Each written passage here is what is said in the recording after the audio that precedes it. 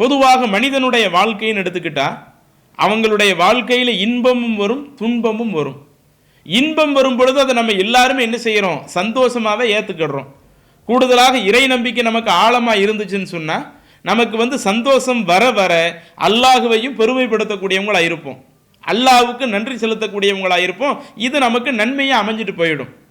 சில நேரங்களில் நமக்கு துன்பம் வந்தால் எந்த அளவுக்கு நம்மளாலேயே தாங்கிக் கொள்ள முடியாத அளவிற்கு நாம் இதுக்கு இறந்தே போயிடலாமே, மௌத்தாயே போயிடலாமே என்று நினைக்கக்கூடிய அளவிற்கு மரணத்திற்கு நிகரான ஒரு துன்பம் ஒருவர் தன்னுடைய வாழ்க்கையிலே அனுபவிப்பார் என்று சொன்னால் அந்த நேரத்தில் ஒருவர் என்ன பிரார்த்தனை செய்ய வேண்டும் அதையும் ரசூலுல்லாஹி ஸல்லல்லாஹு அலைஹி வஸல்லம் அவர்கள் கற்றுத்தருகிறார்கள்.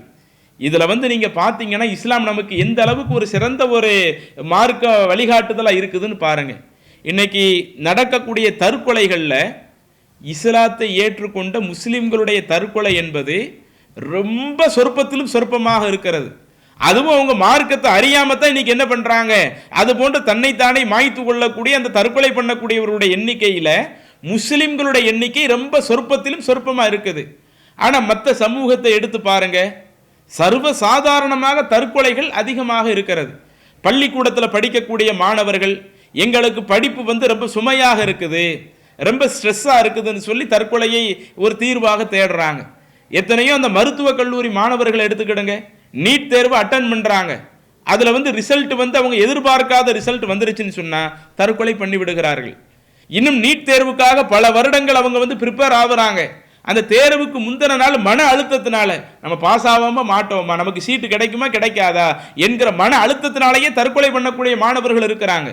அதே மாதிரி பெரிய ஆட்கள் திருமணம் முடிச்சவங்க நிறைய கடன்களை வாங்கி போட்டு கடன் அடைக்க முடியாம இவ்வளோ பெரிய கடன் சுமை நமக்கு வந்துருச்சே என்று சொல்லி கடன் சுமை தாங்காமல் தற்கொலை பண்ணக்கூடியவர்கள் இருக்கிறார்கள். குடும்பத்தில் பிரச்சனையை எதிர்கொள்ள தெரியாமல் தற்கொலை பண்ணக்கூடியவர்கள் இருக்கிறார்கள்.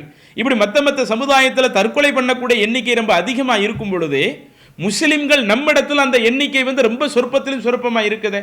அப்படியும் ஒரு ஆள் தற்கொலையை தீர்வா தேடுறாருன்னா மார்க்கத்தை அறியாத நிலையில் தான் வருது தீர்வா தேடுறாரு. அப்ப அந்த அளவுக்கு வருதுன்னா அதற்கு என்ன காரணம்? அல்லாஹ்வுடைய தூதர் கற்றுத்தரக்கூடிய இது போன்ற துவாக்கள் தான் காரணம். ஒருவருடைய வாழ்க்கைனா முழுக்க முழுக்க இன்பம் மட்டும்தான் வரும்னு சொல்ல முடியாது, துன்பமும் வரும். எந்த அளவுக்குன்னா நாம் இந்த உலகத்தில் வாழவே வேண்டாமே என்று நினைக்கிற அளவுக்கு துன்பங்கள் வரும். அப்படி துன்பம் வரும் பொழுதுதான் நாம என்ன செய்யணுமா? சஹீஹுல் புகாரியில 5671வது செய்தியாக பதிவு செய்யப்பட்ட ஒரு செய்தி. அனஸ் ரலியல்லாஹு அன்ஹு அவங்க இந்த செய்தியை அறிவிக்கிறாங்க. ரசூலுல்லாஹி ஸல்லல்லாஹு அலைஹி வஸல்லம் சொன்னாங்க, லா யத்தமன்ன அஹதுக்குமுல் மௌத மின் ஸர்ரின் அஸாபஹு. ஒருவர் தனக்கு ஏற்பட்ட அந்த தீங்கின் காரணமாக, துன்பத்தின் காரணமாக உங்களில் ஒருவர் மரணிப்பதற்கு ஆசைப்பட வேண்டாம். இவ்வளவு கஷ்டம் நமக்கு வந்துருச்சே, இனிமே நம்ம எப்படி வாழ முடியும், நாம எதுக்கு வாழணும் என்று நினைச்சு மரணிப்பதற்கு என்ன செஞ்சிட வேண்டாம். ஒரு ஆளுடைய வாழ்க்கையில் ஏற்பட்ட அந்த கஷ்டத்துக்காக அவர் மரணிப்பதற்கு ஆசைப்பட வேண்டாம். அவருக்கு அது போன்ற ஒரு சிரமங்களோ ஒரு கஷ்டங்களோ ஏற்படுதுன்னு சொன்னா அவர் ஃபல் யகுல், நாம மரணிச்சுட்டே போயிடலாமேன்ற அளவுக்கு ஒரு ஆளுடைய நினைப்பு வருதுன்னா ஃபல் யகுல், அவர் மரணத்தை தீர்வா எடுக்க வேண்டாம். அந்த சந்தர்ப்பத்தில் அவர் அல்லாஹ்விடத்திலே பிரார்த்தனை செய்யட்டும், அல்லாஹும்ம அஹீனி மா கானத்தில் ஹயாத்து ஹைரன் லி வதவஃபனி இதா கானத்தில் வஃபாத்து ஹைரன் லி என்ற இந்த ஒரு பிரார்த்தனை சொல்லிக் கொள்ளட்டும். இதனுடைய பொருள் என்ன? அல்லாஹும்ம, இறைவா, அஹ்யினி, என்னை நீ வாழச் செய், மா கானத்தில் ஹயாத்து ஹைரன் லி, நான் வாழக்கூடிய உலக வாழ்க்கை அது எனக்கு நன்மையாக இருந்தால், இன்னும் நான் இந்த உலகத்தில் வாழ்றது எனக்கு நன்மையாக இருந்தா நீ என்னைய வாழ வச்சிரு. ஒத்த வஃபனி, நீ என்னை மரணிக்க செய்து விடு. இதா காணத்தில் வஃபாத்து ஹைரன்லி, நான் இறந்து போறது தான் எனக்கு சிறப்புனா என்னை நீயே மரணிக்க செய்து விடு. நான் மரணத்தை தீர்வா தேட மாட்டேன், நான் சாகணும்னு நான் தற்கொலை பண்ண மாட்டேன். நான் வாழ்றது எனக்கு சிறப்பா இருந்தா என்னைய நல்ல முறையில் வாழ வை.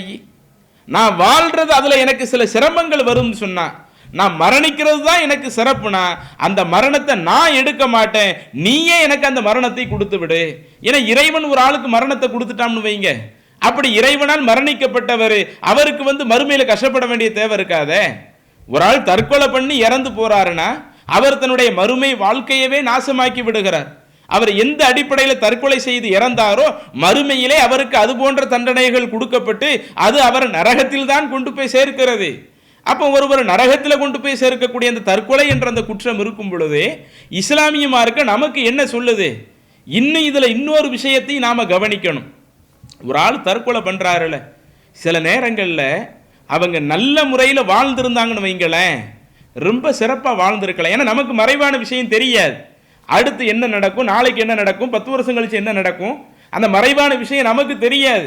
தெரியாமல் நாம் எதை கண்ணுக்கு முன்னாடி பார்த்தோமோ அந்த சோதனையை பார்த்துட்டு என்னால் தாங்க முடியலன்னு நம்ம தற்கொலை பண்ணிட்டு போகிறோம்ல. இப்படி தற்கொலை நம்ம பண்ணிட்டு போகிறத விட நம்ம இந்த சோதனைகள் வருகிற பொழுது அதை எதிர்கொண்டு பழகணும்னு சொன்னால் நமக்கு மறைவான விஷயம் எதுவுமே தெரியாது. அதனால் அதை அல்லாட்ட கோரிக்கை வச்சு நான் வாழ்கிறது நல்லதாக இருந்தால் என்னைய வாழ வை, நான் மரணிக்கிறது தான் சிறப்புனா அந்த மரணத்தை இறைவன் நான் தேர்ந்தெடுக்க மாட்டேன், நீ எனக்கு அந்த மரணத்தை கொடுத்து விடு என்று இந்த ஒரு பிரார்த்தனை சொல்லிக் கொள்ளட்டும் அப்படின்னு ரசூலுல்லாஹ் சொன்னாங்கல்ல.